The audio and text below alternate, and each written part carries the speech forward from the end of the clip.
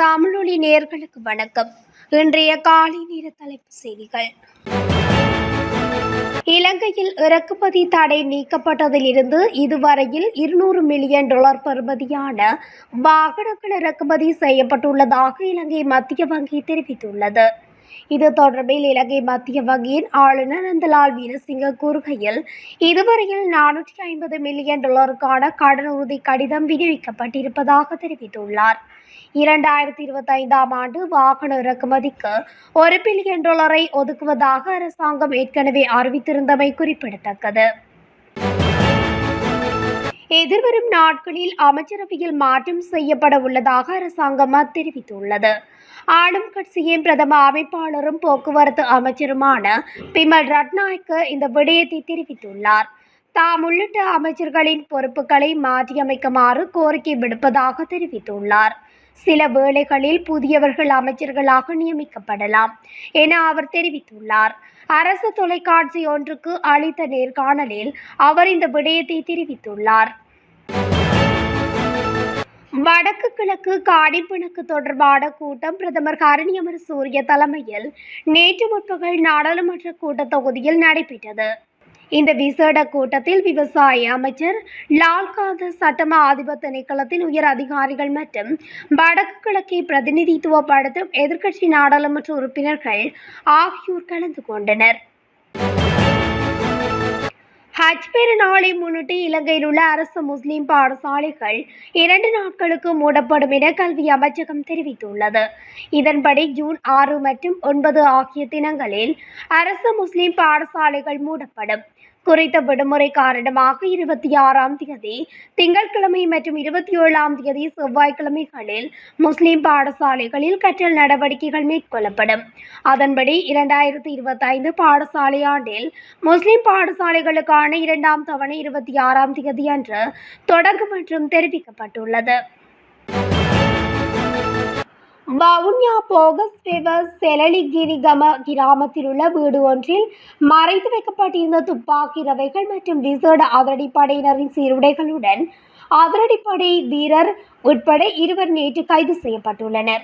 வவுனியா மாவட்ட குற்றப்புலனாய்வு பிரிவினருக்கு கிடைத்த ரகசிய தகவலை அடுத்து மேற்கொண்ட சுற்றி வளைப்பின் போது 2 கிராம் கேரள கஞ்சாவுடன் சந்தேக நபரை கைது செய்தனர். இதனை அடுத்து அவரது வீட்டை மேலும் சோதனை செய்த போது பாவனைக்கு உதவக்கூடிய ரவைகள் மற்றும் போலீஸ் விசேட அதிரடிப்படை சீருடைகளும் கண்டுபிடிக்கப்பட்டுள்ளதாக போலீசார் தெரிவித்தனர்.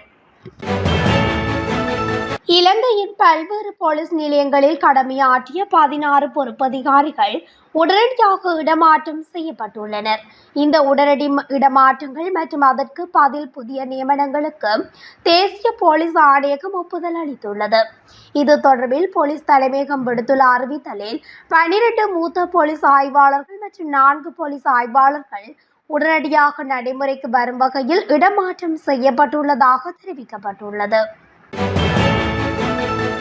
லஞ்ச ஒழிப்பு ஆணைக்குழு அதிகாரிகளால் கைது செய்யப்பட்ட மோட்டார் வாகன போக்குவரத்து திணைக்களத்தின் பிரதி ஆணையாளர் ஒருவர் உட்பட 3 அதிகாரிகள் விளக்கமறியலில் வைக்கப்பட்டுள்ளனர்.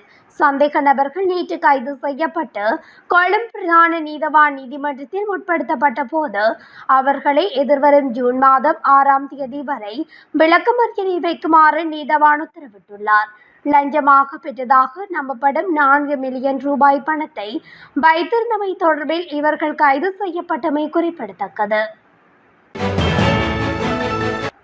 மாத்தறை பிரவுன்சில் பகுதியில் 1.5 ஏக்கர் நிலத்தை 50 மில்லியனுக்கு வாங்கியது தொடர்பாக முன்னாள் அமைச்சர் பசில் ராஜபக்சவுக்கு எதிரான வழக்கு விசாரணைக்கு எடுத்துக் கொள்ளப்பட்டது. குறித்த வழக்கானது மாத்தறை நீதவான் நீதிமன்றத்தில் நேற்று விசாரணைக்கு வந்துள்ளது. அதன்போது பசில் ராஜபக்ச உடல்நல குறைவு காரணமாக வெளிநாட்டில் இருப்பதாக அவரது வழக்கறிஞர்கள் நீதிமன்றத்துக்கு அறிவித்துள்ளனர். அதன்படி மாத்தறை தலைமை நீதவான் அருண புத்ததாச சம்பந்தப்பட்ட வழக்கை நவம்பர் 21ஆம் தேதி வரை ஒத்திவைக்க உத்தரவிட்டார்.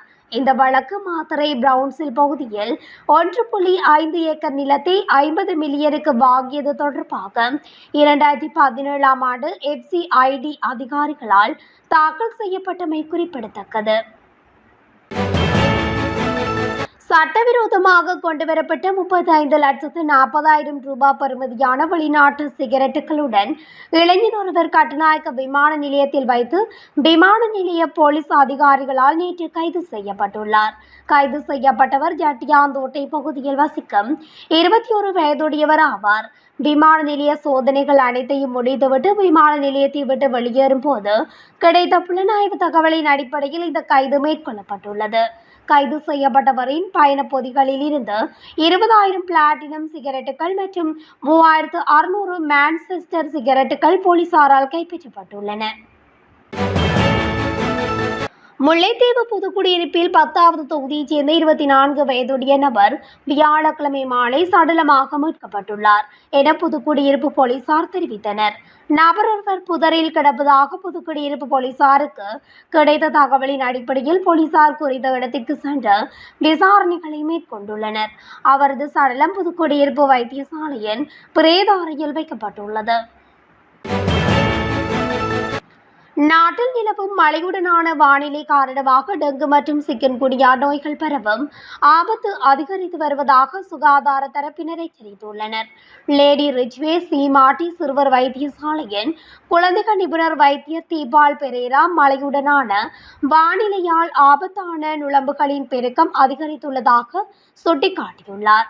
காய்ச்சல், கடுமையான மூட்டு வலி, சில சந்தர்ப்பங்களில் மூக்கில் கருப்பு புள்ளிகள் தென்படல் போன்ற ஆரம்ப அறிகுறிகள் தென்பட்டால் உடனடியாக மருத்துவ ஆலோசனைகளை பெற வேண்டும் என்று அவர் வலியுறுத்தியுள்ளார். இலங்கையின் தாதியர் சேவையில் புதிதாக சேர்க்கப்பட்ட 3,147 பேருக்கு நியமன கடிதங்கள் அதிகாரப்பூர்வமாக வழங்கப்படும் என்று சுகாதார மற்றும் ஊடக அமைச்சு அறிவித்துள்ளது.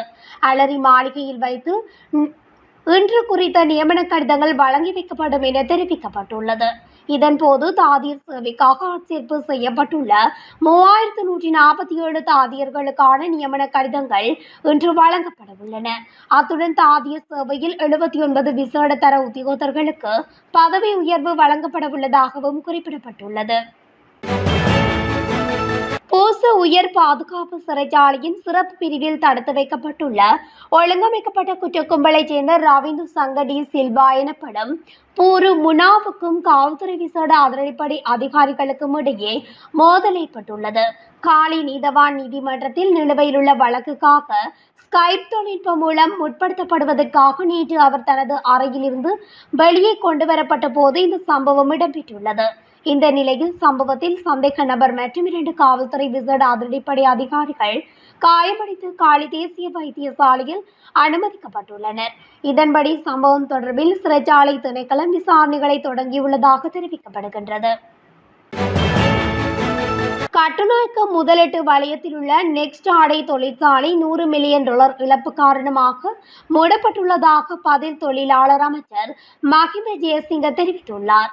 நாடாளுமன்ற அமர்வில் கலந்து கொண்டு கருத்து வெளியிடும் போது பதில் அமைச்சர் இதனை குறிப்பிட்டுள்ளார். ஊழியர்கள் எதிர்கொள்ளும் பிரச்சினைகள் தொடர்பாக தொழிலாளர் திணைக்களத்தினால் தொழிற்சாலை மூடப்பட்டுள்ளது. வணிக தேவைகளின் அடிப்படையில் எடுக்கப்பட்ட முடிவு என்று விசாரணைகளில் தெரிய வந்துள்ளதாக அவர் சுட்டிக்காட்டியுள்ளார். காலநிலையில் ஏற்படும் மாற்றம் தொடர்பில் வளிமண்டலவியல் திணைக்களம் அறிக்கை ஒன்றை வெளியிட்டுள்ளது. மேல் சப்ரகமுவ, வடமேற்கு மற்றும் மத்திய மாகாணங்களிலும் காலி மற்றும் மாத்தறை மாவட்டங்களிலும் அவ்வப்போது மழை அல்லது இடியுடன் கூடிய மழை பெய்யக்கூடும் என்று வளிமண்டலவியல் திணைக்களம் எதிர்ப்பு கூறியுள்ளது. இதேவேளை மேல் மற்றும் சப்ரகமுவ மாகாணங்களிலும் காலி, மாத்தறை, நுவரெலியா மற்றும் கண்டி மாவட்டங்களிலும் சில இடங்களில் 75 மில்லிமீட்டருக்கு மேல் மிகவும் பலத்த மழை பெய்யக்கூடும் என்றும் வளிமண்டலவியல் திணைக்களம் கூறியுள்ளது. மேலும் 4 மாவட்டங்களுக்கு மின்னல் சிவப்பு எச்சரிக்கை விடுக்கப்பட்டுள்ளது. மின்னல் தாக்கத்தால் ஏற்படும் சேதங்களை குறைக்க பொதுமக்கள் போதுமான முன்னெச்சரிக்கை நடவடிக்கைகளை எடுத்துக் கொள்ளுமாறு கேட்டுக் கொள்ளப்படுகிறார்கள்.